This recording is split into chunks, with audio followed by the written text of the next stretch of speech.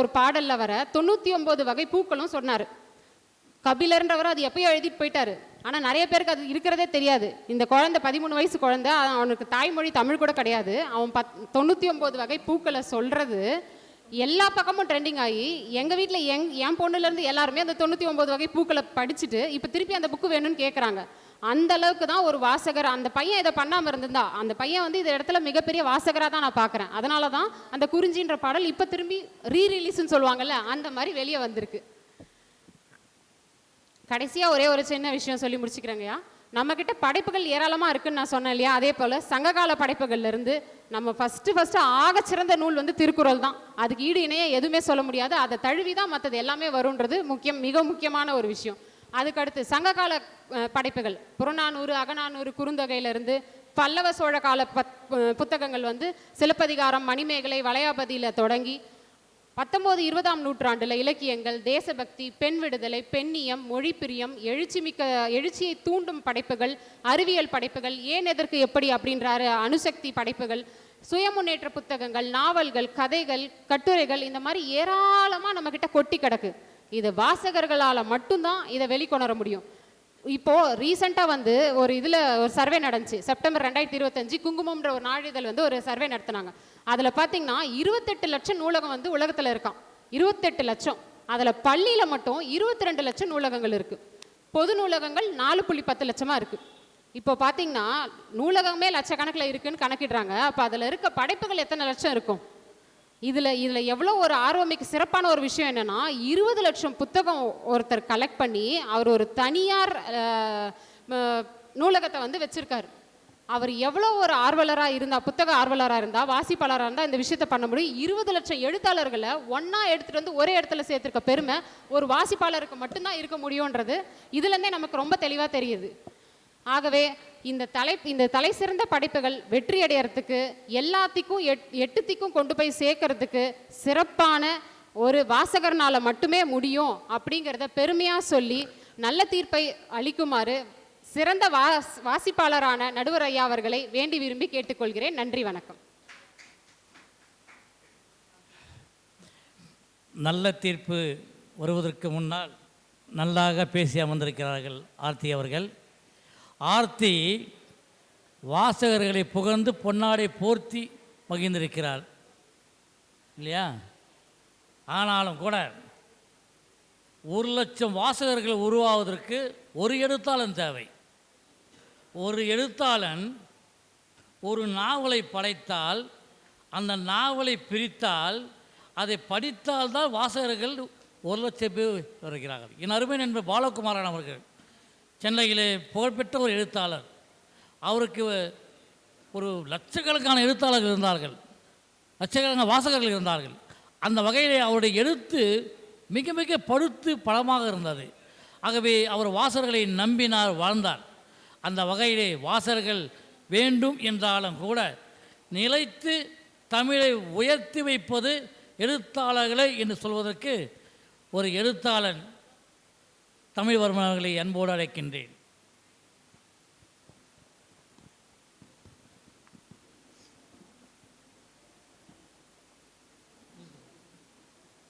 அவையோரே, சபையோரே, தமிழ் ஆர்வலர்களே, தம்பி தங்கைகளே, இச்சிறப்பான நிகழ்ச்சியை நடத்தி கொண்டிருக்கும் இந்நிகழ்ச்சியை சிறப்பாக நடத்தி கொண்டிருக்கும் தமிழுக்காக தொண்டு செய்ய பிறந்த திரு கோவிந்தராஜன் அவர்களே, இப்பட்டிமன்றத்திற்கு நடுவராக வீட்டிருக்கும் ஐயா தாமரை பூவனன் அவர்களே, சக பேச்சாளர்களே, உங்கள் அனைவரையும் பணிவுடன் வணங்குகிறேன். இப்பட்டிமன்றத்தில் கொடுக்கப்பட்ட தலைப்பு தமிழ் மொழியின் எழுச்சிக்கு மிகுந்த இன்றியமையாத தேவை எழுத்தாளர்களா வாசகர்களா? இது முழுக்க முழுக்க ஒரு மொழி சார்ந்த தலைப்பு என்பதால் நான் எனது பேச்சை மொழியிலிருந்து தொடங்குகிறேன். முதலில் மொழி என்றால் என்ன? மனிதனின் கருத்துக்களை பரிமாறிக்கொள்வதற்கு ஒளி வடிவமாகவும் வரி வடிவமாகவும் இயங்குவது மொழி. அப்ப இலக்கியம்னா என்ன? ஒரு மொழியின் கலை வடிவம் இலக்கியம். அந்த கலை வடிவம் பல்வேறு கோணங்களில் பல்வேறு வகைகளில் இருக்கலாம். அப்ப எழுத்தாளன் யார்?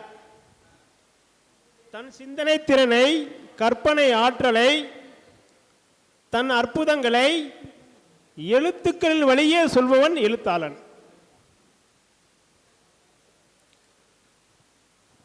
அப்ப அந்த எழுத்தாளனுடைய படைப்புகள் எது?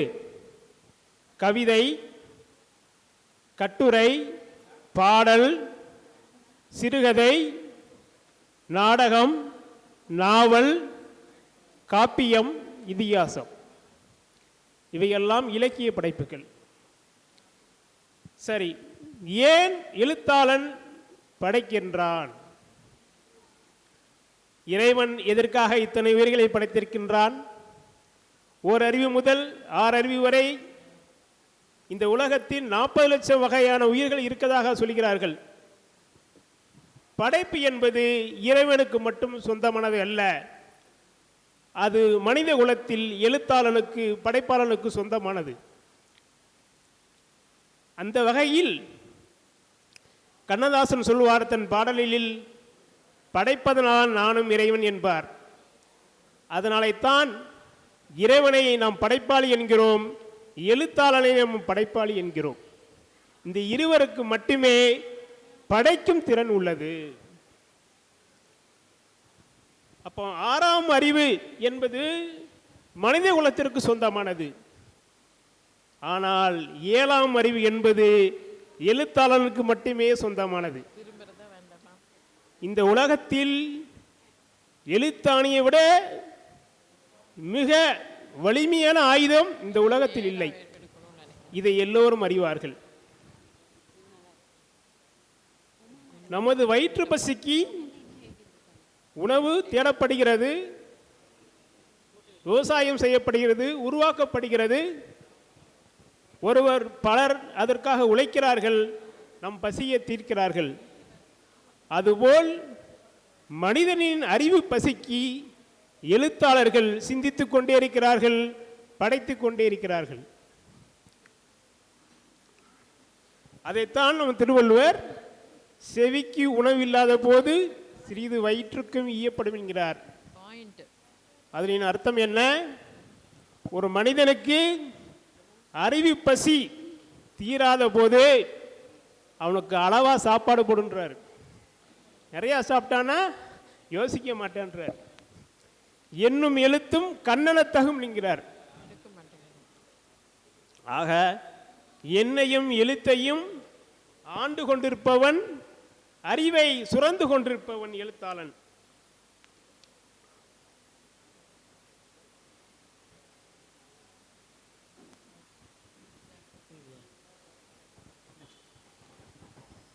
எழுத்தாளன்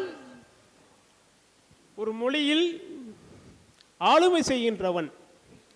வாசகன் ஒரு ரசிகன் மட்டுமே. வாசகனுக்கு ரசிக்கக்கூடிய தகுதி மட்டும் இருந்தால் போதுமானது. ஆனால் எழுத்தாளனுக்கு அப்படி இல்லை. அவன் அறிவுக்குள் ஊற வேண்டும். ஆற்றலை, இனிமையை, அருமையை, புதுமையை, புரட்சியை வெளிப்படுத்த வேண்டும். எழுத்தாளன் இறைவன் போன்றவன். அவன் அழிய மாட்டான். வாசகன் பக்தன் போன்றவன். காலங்காலமாய் கும்பிட்டு கொண்டே இருப்பான். எழுத்தாளனுக்கு அழிவில்லை, பக்தனுக்கு அழிவு உண்டு. திருக்குறள் அழிந்து விட்டதா? தொல்காப்பியம் அழிந்து விட்டதா? சங்க இலக்கியம் அழிந்து விட்டதா? கம்பராமாயணம் அழிந்து விட்டதா? அழியாது. காரணம், அதை படைத்தவர்கள் அழிய மாட்டார்கள். திருக்குறள் இருக்கும் வரை திருவள்ளுவன் இருப்பார். படைப்புகள் இருக்கும் வரை படைப்பாளியின் இருப்பார். அந்த வகையில் என்றைக்குமே ஒரு மொழியில் வளர்ச்சிக்கு ஆணி வேராக அசைக்க முடியாத தேராக விளங்கி கொண்டிருப்பவன் எழுத்தாளர்.